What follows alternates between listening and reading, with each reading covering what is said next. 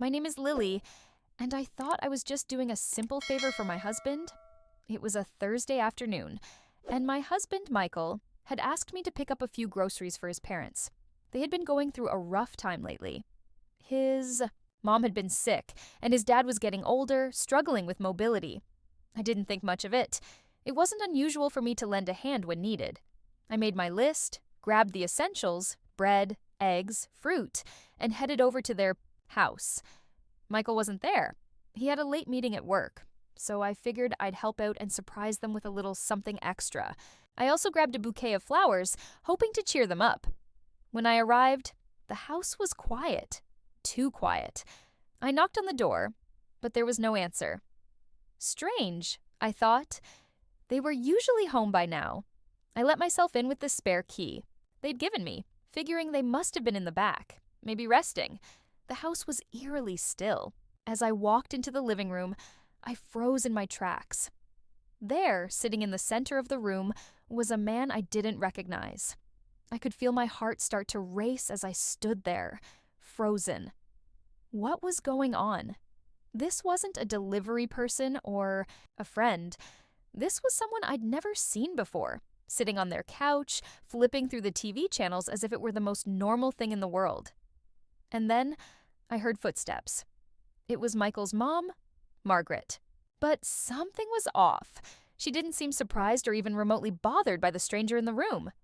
"Lily, you're here," she said, smiling like nothing was out of the ordinary. "We've got a guest today. This is Jake. He's an old friend of Michael's."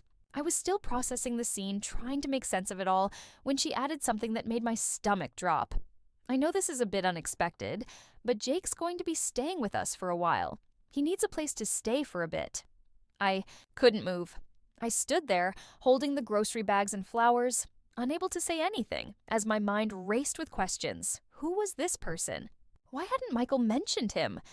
And why was his mother acting so strangely? I stood there, clutching the groceries and flowers, my mind spinning. I had never heard of a Jake in Michael's life. The only people I knew his parents, too, associate with were family, close friends, and the thought of this stranger suddenly being welcomed into their home raised all sorts of alarms in my head. Margaret's smile remained fixed, but there was something about it. Something almost too forced. This wasn't a casual visit. This wasn't just an old friend crashing for a few days. I tried to compose myself, setting the bags down on the kitchen counter. "Michael didn't mention you were expecting company," I said, keeping my tone, as neutral as I could manage. "How long are you planning to have Jake stay?" Margaret paused for a second, her expression faltering slightly before she responded, "Just for a while. He's going through some personal things and needed a place to stay. You know how it is, Lily. Sometimes people just need a little help." I nodded, but the unease in my stomach only grew. It was hard to shake the feeling that something wasn't right. I glanced back at Jake, who had barely acknowledged me. He was tall, with sharp features and an air of confidence that felt unsettling. It wasn't just the way he looked at me, it was the way he didn't look at me. He barely even lifted his head as I walked past him, and something about that seemed off. Too casual, too distant. Margaret's voice broke through my thoughts. "You've done enough already, dear.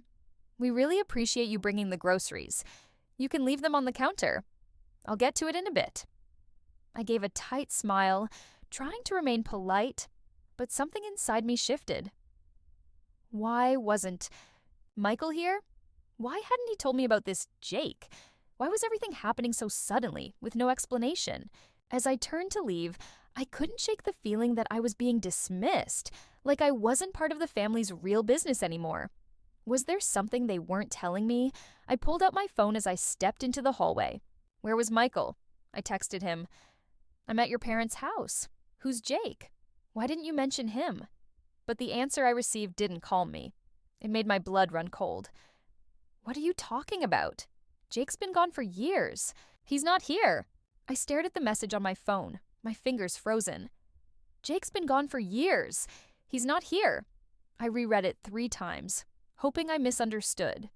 But no, it was clear. Michael had no idea what was happening in his parents' house.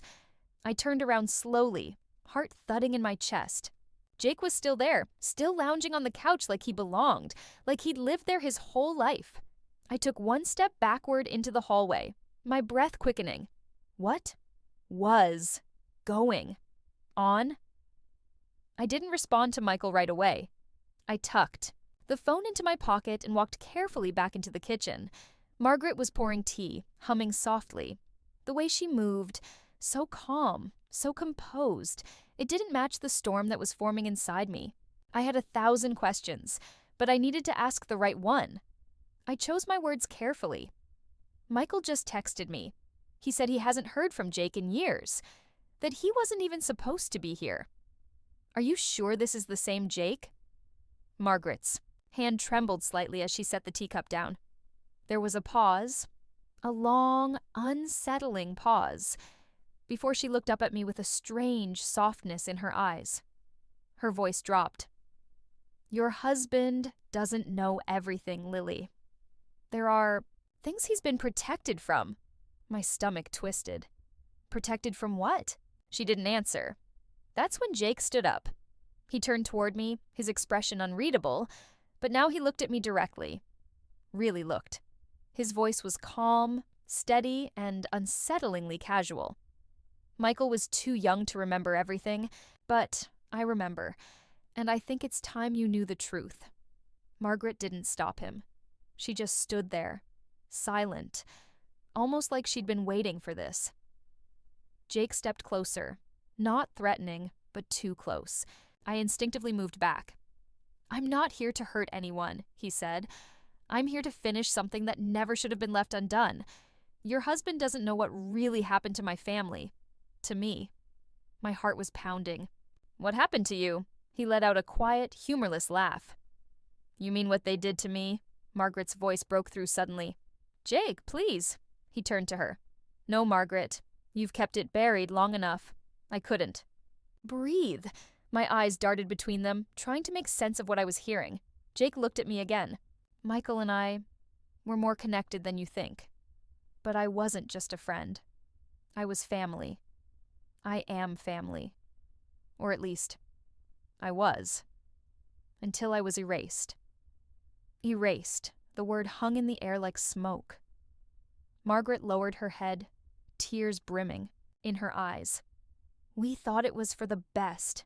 I backed up slowly, reaching for my phone again. I needed to call Michael. I needed to hear his voice. I needed him to tell me this wasn't real, that this wasn't some twisted secret they had, all kept hidden, because if Jake was telling the truth, then everything I thought I knew about Michael, about his childhood, about this family, was a lie. I stood frozen in the middle of the hallway, phone gripped in my hand, heart pounding like a warning bell in my chest. Jake's words kept replaying. In my mind, I was family until I was erased. Margaret's silence didn't help. If anything, it confirmed what I didn't want to believe. I stepped back into the living room slowly, my voice shaking. Michael has a brother? Margaret looked up at me, her eyes wet, tired, but not surprised. Jake didn't flinch. He sat back down calmly, crossing his arms like someone who had waited years to speak, but now had no intention of rushing the truth. Margaret finally spoke. Michael was just 4. He barely remembered anything by the time we made the decision. What decision? I asked, though I wasn't sure I wanted the answer. She glanced at Jake, then at the floor. Jake wasn't always well. He struggled, even as a child. The doctors said it was behavioral, that it could be managed with time. But when his father passed, he changed. He started acting out, aggressively, sometimes frighteningly. We were scared. I was scared. I didn't know what else to do. So I sent him away. I blinked. Sent him away? Where? To a facility? Jake answered coldly before she could speak. Not a hospital, not a care center, a correctional facility for troubled minors. I was 13 and they told me it was for my own good. But really, they just wanted me out of the way. Margaret's voice cracked. We didn't know what else to do. We were told it would only be for a few months, just to stabilize him. But we moved shortly after. Changed schools, changed doctors, and Never told Michael. We never told anyone. You abandoned me, Jake whispered, barely audible. I stood there, stunned. I wasn't sure who to feel more shaken by, Jake's quiet fury or Margaret's tearful regret. Michael grew up thinking he was an only child? Margaret nodded. He never remembered Jake's face. After a while, it was easier to let him forget. Easier for you, Jake snapped. Not for me. He stood up and looked right at me. They pretended I never existed. They buried my name. They lied to your husband. They lied to you. And now I'm here not to hurt anyone, just to reclaim the truth that was taken from me. I was trying to breathe evenly, trying to hold on to something that felt real, but everything was unraveling. Why now? I asked. Why come back? Now, after all these years? Jake's eyes softened for the first time. Because I saw your wedding photo? I blinked. What? I saw it online. One of your cousins posted it. You and Michael. The family smiling like everything was perfect, like I never existed. And I realized something. I either live erased for the rest of my life, or I walk back into it and remind the world I'm still here. There was a silence so thick I could hear my heartbeat. My mouth was dry. Does Michael have any idea?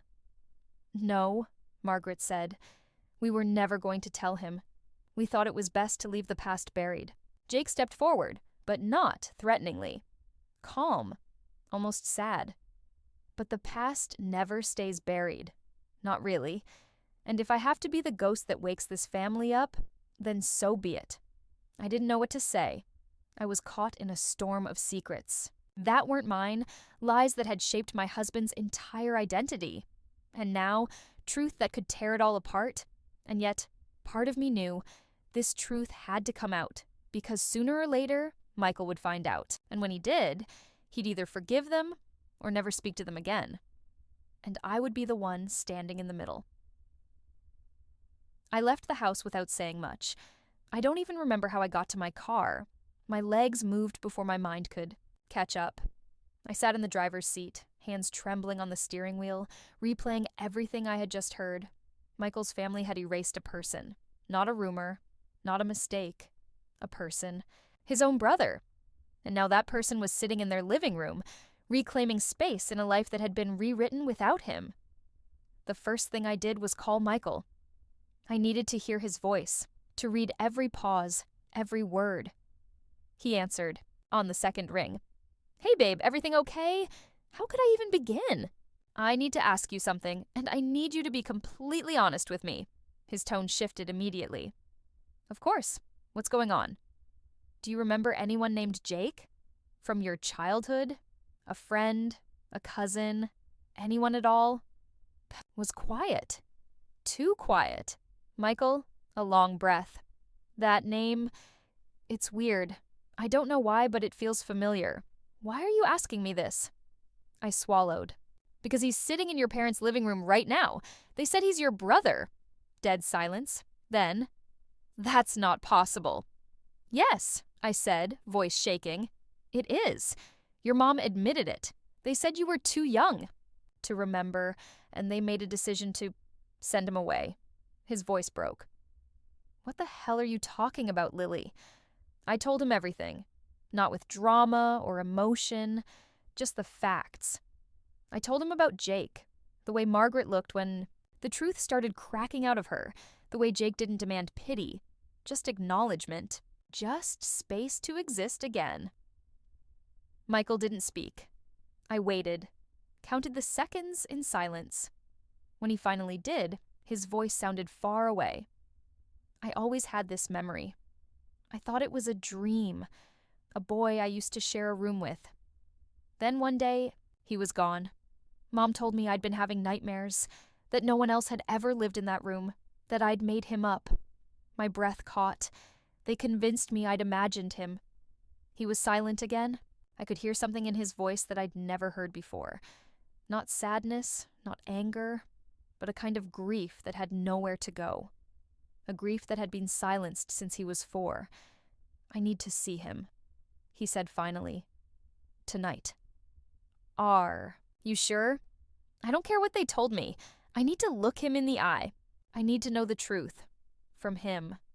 I nodded, even though he couldn't see me. Okay, I'll come get you. We didn't talk much on the drive back. Michael was pale, lost in thought, like his brain was rearranging decades of memories. I didn't know how he'd react. I didn't know what Jake would say, but I knew one thing for sure. Nothing in this family would ever be the same again. And I was about to witness the moment everything changed. The drive to Michael's parents' house was silent. I didn't want to interrupt whatever was happening. Inside him, his entire childhood was reshaping in real time. He kept his eyes forward, barely blinking, gripping the door handle so tightly his knuckles were pale. When we pulled up, he didn't move right away, just stared at the house like it was a stranger. Finally, he whispered, "If he's really my brother, I've spent my whole life forgetting someone I was never allowed to remember."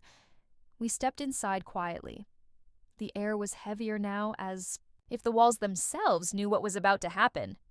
Margaret was seated in the living room, her hands folded neatly in her lap like a child about to be scolded.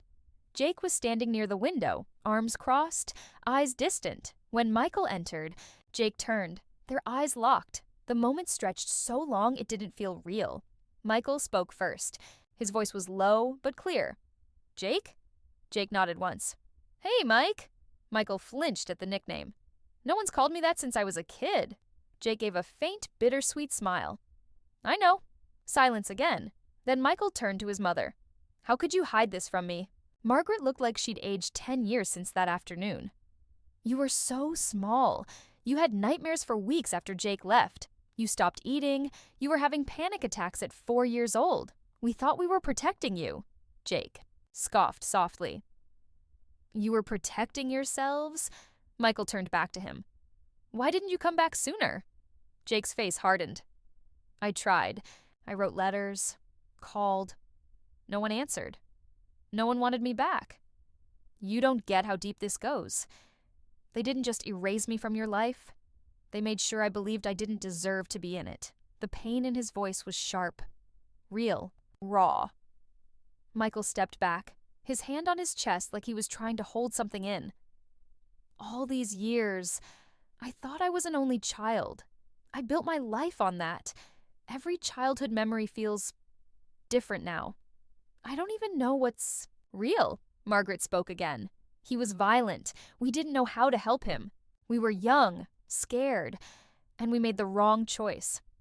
But it's not as simple as you think, Michael. There were reasons." Jake turned slowly toward her. "You want to talk about reasons? Let's talk about the nights I cried alone in a room no one visited for weeks, or the way your letters stopped coming, or the fact that I saw your Christmas card 3 years ago, the one that called Michael your only child."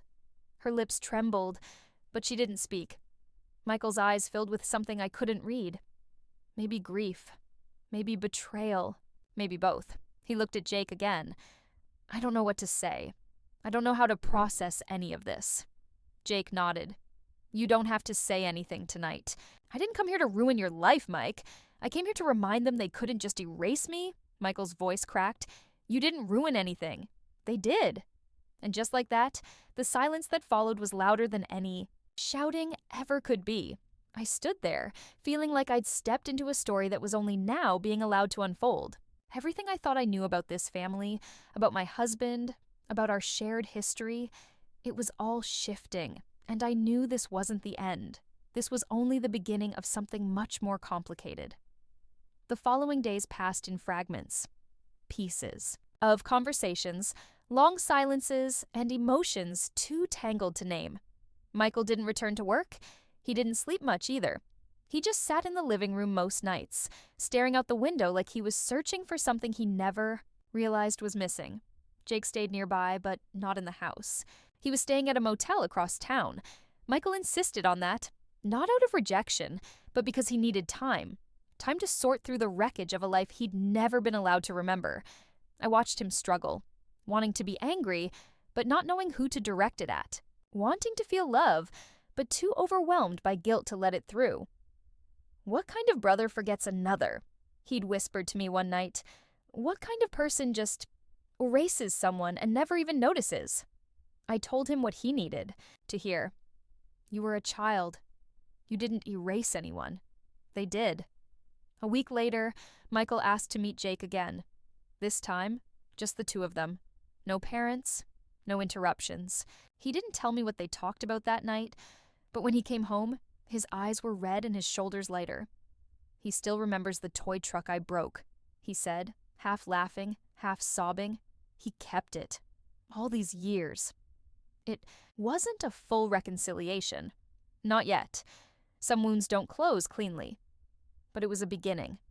Michael had gone from shock to pain to something like grace. The kind that only comes when you finally look the truth in the eye and stop running. From it, as for Margaret, she apologized again. She cried, tried to explain, tried to hold on to both sons at once, but Michael kept his distance. For now. I need to rebuild my memory of him, he told her. Not with your version, with mine. I admired him for that.